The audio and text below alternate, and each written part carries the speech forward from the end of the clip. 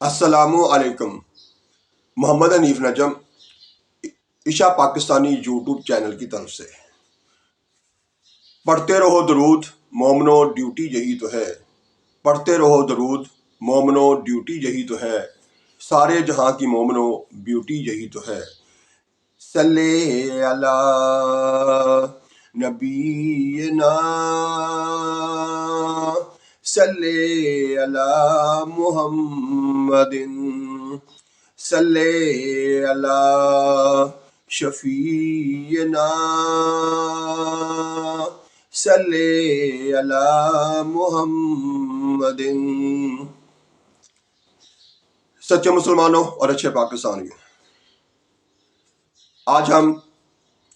سیکھیں گے، سمجھیں گے اپنے پیارے آقا حضرت محمد صلی اللہ علیہ وآلہ وسلم کی جس حدیث کو، اس میں اس کا ترجمہ ہے، جو مریض کی عیادت کو کرتا ہے وہ جنت کے باغات میں بیٹھتا ہے، یہاں تک کہ جب وہ کھڑا ہوتا ہے تو 70,000 فرشتے رات تک اس کے لیے دعا کرتے ہیں۔ شب الایمان حدیث ہے، اس کا نمبر ہے 9171، 9171۔ میرے پیارے پاکستانیوں، اس حدیث میں ہمارے پیارے آقا حضرت محمد صلی اللہ علیہ وآلہ وسلم نے ہمیں یہ بتایا ہے کہ جب کوئی کسی بیمار کی بیمار پرسی کے لیے، یعنی کسی بیمار کی عیادت کے لیے جاتا ہے اور جتنی دیر اس کے پاس وہ ٹھہرتا ہے، اس کا مطلب ہے کہ وہ اتنی دیر جنت کے باغات میں بیٹھتا ہے، یعنی جنت کے باغات میں وہ بیٹھا ہے، اور جب وہ اٹھ کے کھڑا ہوتا ہے اور واپس آتا ہے تو اس وقت سے لے کے رات تک 70,000 فرشتے جو ہیں وہ اس کے لیے دعا کرتے ہیں، یعنی اس کے حق میں دعا کرتے ہیں۔ تو اس کا مطلب یہ ہوا کہ ہمیں اس میں یہ ترغیب دی گئی ہے کہ ہم اپنے آس پاس جب کسی کے بارے میں یہ سنیں یا کسی کے بارے میں یہ پتہ چلے کہ وہ بیمار ہے، تو ہمیں اس کی بیمار پرسی کے لیے، اس کی عیادت کے لیے جانے کو کہا جا رہا ہے، تاکہ ہم یہ اس کے لیے ہمدردی کر کے اسے بتا سکیں کہ ہم بطور مسلمان ایک دوسرے کی اس مشکل کے وقت میں بھی اس کا خیال رکھتے ہیں۔ تو اب اس کا اجر و ثواب بھی پھر بتا دیا اگلے ہی جملے میں ہمارے پیارے آقا حضرت محمد صلی اللہ علیہ وسلم نے، کہ جب تک وہ اس مریض کے پاس بیٹھا رہتا ہے، اس کی بیمار پرسی کرتے ہوئے اس سے چھوٹی چھوٹی پیاری پیاری باتیں کرتا ہے، اس کی صحت اور تندرستی کے لیے دعا کرتا ہے، تو اس وقت وہ ایسے ہوتا ہے جیسے وہ جنت کے باغات میں بیٹھا ہوا ہے۔ اور پھر ساتھ ساتھ یہ ہے کہ جب وہ وہاں سے اٹھتا ہے، یعنی اس کی بیمار پرسی کے بعد اٹھ کے چل نکلتا ہے، تو اس وقت سے لے کے رات تک 70,000 فرشتے جو ہیں اس کے لیے دعا کرتے ہیں، یعنی اس کے حق میں دعا کرتے ہیں۔ تو اب مجھے یہ بتائیے کہ ہمیں کیا اس کام کو جس طرح پہلے کرتے تھے، آج کل کے دور میں جو معاشی مجبوریوں کا دور کہلاتا ہے، اس میں ہم نے اسے کتنا کم کر دیا ہے۔ ہم جاتے بھی ہیں تو وقتی طور پر کوشش کرتے ہیں کہ 2-4 منٹ، اول تو جاتے ہی نہیں، جاتے ہیں تو 2-4 منٹ میں، اور یہ بھی نہیں دیکھتے کہ کس وقت کہاں کتنی دیر ٹھہرنا چاہیے، اور کتنے اگر زیادہ لوگ وہاں پہلے آئے ہوئے ہیں تو آپ کو بھی جلد تھوڑا وقت بیٹھ کے آ جانا چاہیے۔ لیکن اگر وہ کوئی مریض ایسا ہے جس کے جاننے والے کم ہیں، تو اس کو آپ تھوڑا 10-15 منٹ 20 منٹ بھی دے سکتے ہیں، لیکن یہ آپ نے خود سوچنا ہے کہ وہ اور اس کے گھر والے یا اس کے ساتھ بیٹھنے اٹھنے والے جو ہیں وہ آپ کو وہاں پر اچھا فیل کر رہے ہیں یا کہ وہ تھوڑا سا اکتاہٹ محسوس کر رہے ہیں، کیونکہ یہ تو مریض کو پتا ہوتا ہے کہ اس سے پہلے اس کے پاس کتنے لوگ آ چکے ہیں، کتنے اس کا خیال رکھنے کے چکر میں آئے ہیں، اور کتنا اس کے پاس بیٹھ کے اس کی الٹا دل آزاری کر رہے ہیں۔ یہ سارا کچھ آپ نے اپنے طور پر سوچنا ہے، اور پھر اس کا حساب سے آپ نے ان کو ٹائم دینا ہے اور ان کی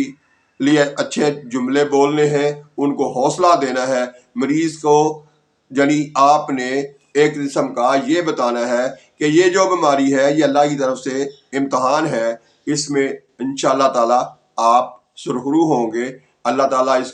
اس تکلیف کی وجہ سے آپ کا پرانے گناہ جو ہے وہ بھی معاف کرتا ہے، اور ساتھ ساتھ آپ کو آئندہ جو ہے صحت والی زندگی بھی جلد عطا فرمائے گا۔ تو اس طرح سے حوصلہ دینے کی باتیں کر کے آپ نے آنا ہے۔ لیکن یہ بھی ہوتا ہے کہ ہمارے ہاں یہ ہے کہ شادیوں پہ تو ہم وہ ہزار کے نوٹ جو ہیں وہ سلامیاں 5,000 کے اب بلکہ دینا شروع ہو گئے ہیں۔ تو یہ اصل وقت ہوتا ہے اپنے مسلمان کے بھائی کے کام آنے کا، اس وقت کچھ نہ کچھ انہیں دے کر آئیں، تاکہ ہو سکتا ہے اس کو اس بیماری کی حالت میں کچھ پیسوں کی ضرورت ہو، کچھ اور مزید ادویات لینے کے لیے اسے دقت کا سامنا ہو، تو اس کی اس طرح سے مدد بھی کریں تاکہ جلد وہ اپنے پاؤں پہ کھڑا ہو سکے۔ تو یہ چیزیں ہیں جو ہمیں اپنانی چاہیے، لیکن ہم ایسا نہیں کر رہے، ہم الٹی طرف چلتے ہیں۔ شادیوں پہ ہم لٹانے پہ لاکھوں روپیہ لٹا دیتے ہیں، اور جہاں کسی بیمار پرسی کی،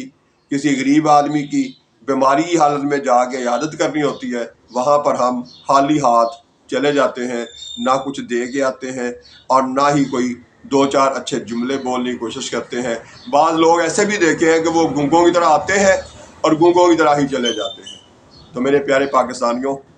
اپنی یہ عادت بنائیے، اس کا اجر و ثواب ہے۔ شادی پہ جو پیسہ ہم لٹاتے ہیں اس کا کہیں کسی حدیث میں کہیں ذکر نہیں ہے، تو ہم کیا کر رہے ہیں کہ اس کے الٹ چل رہے ہیں، کہ یعنی شادیوں پہ تو ہم لاکھوں لٹاتے ہیں، اور جہاں پر میرے اور آپ کے آقا نے جانا اور پھر وہاں پر کچھ خرچ کرنا،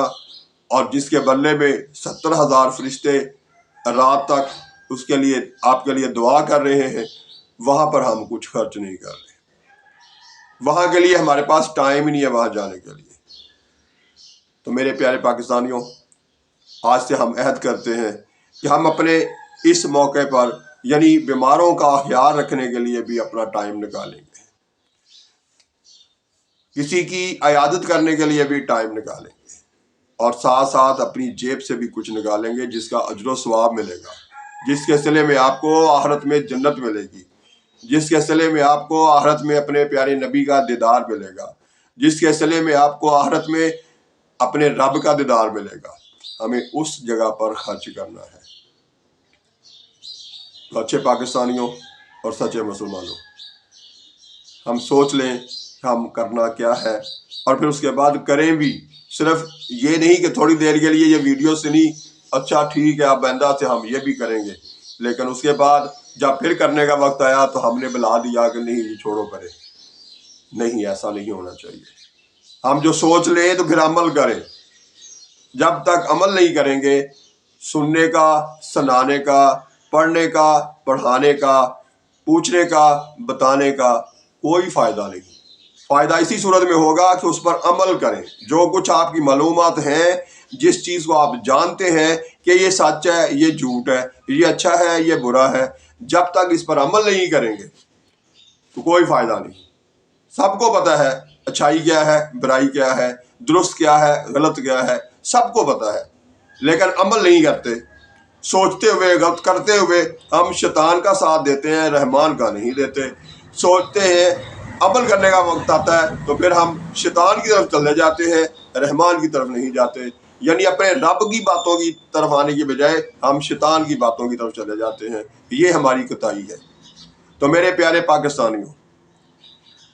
جس طرح میں پہلے بھی کہا کرتا ہوں کہ ہمیں اپنی عادتوں میں ایک اچھی عادت یہ بنانی ہے کہ ہم نے سچ بولنا ہے، جھوٹ سے بچنا ہے، غیبت سے بچنا ہے، سود سے بچنا ہے۔ تو اسی طرح سے ہمیں یہ بھی کرنا ہے، آئندہ جیسے ہی کوئی پتہ چلے اپنے عزیز و اقارب میں سے، اپنے جاننے والوں میں سے، اپنے محلے والوں میں سے، اپنے آس پاس کے لوگوں میں سے کوئی بھی کسی کے بارے میں پتہ چلے کہ وہ بیمار ہے، اس کی عادت کو بھی ضرور جائیں۔ یہ بھی اپنی ایک اچھی عادت بنانی ہے۔ تو پھر انشاءاللہ تعالی ہمارا معاشرہ بھی کامیاب، ہمارا خاندان بھی کامیاب، ہمارا پاکستان بھی کامیاب۔ ہم اچھے پاکستانی بن کر جئیں، ایک دوسرے کا خیال رکھتے ہوئے۔ اللہ تعالیٰ آپ کو، آپ کے گھر والوں کو ہر جگہ، ہر وقت اپنی حفاظت میں رکھے۔ اس دعا کے ساتھ اللہ حافظ۔ پاکستان زندہ باد۔